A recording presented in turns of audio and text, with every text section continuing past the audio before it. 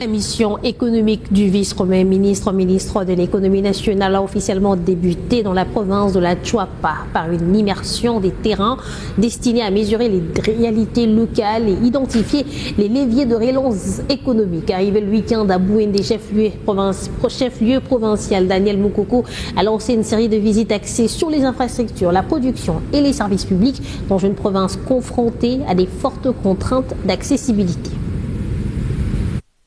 Première étape de cette tournée du vice-premier ministre, la direction provinciale de l'office de route. Sur place, les échanges avec les responsables techniques ont porté sur l'état du réseau routier et ses conséquences sur les activités économiques. Les constats dressés font état d'une dégradation avancée des axes routiers, caractérisés notamment par des zones fortement marécageuses et la présence de nombreuses digues, autant d'obstacles qui ralentissent la circulation des biens et limitent l'intégration des marchés locaux. Accompagné du gouverneur de province Armand Iyamba, Daniel Moukoko Samba a ensuite visité la plantation de Luando, une exploitation agricole de 100 hectares spécialisée dans la production d'huile de palme. Présentée comme un potentiel moteur de croissance, cette unité agricole illustre les possibilités de diversification économique de la province à travers la valorisation des ressources locales, la création d'emplois et le développement des chaînes de valeur agricoles. Je suis dans la Chuapa pour une mission économique. Il s'agit pour moi de me rendre compte du potentiel économique dans la province de la Chuapa, des obstacles au développement économique de la Chuapa, mais également de la situation que vivent les différents acteurs économiques dans la province.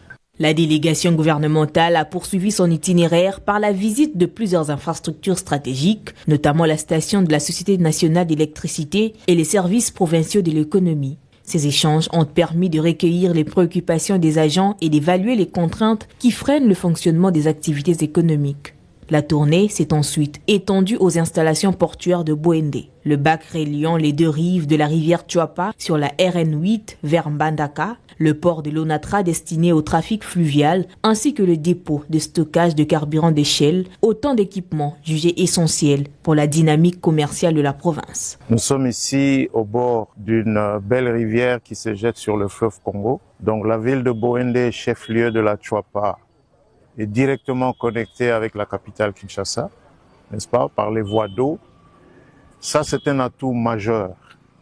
La question qu'il faut se poser, pourquoi il n'y a pas tant d'activités économiques dans la Chuapa alors que les atouts sont bien en place?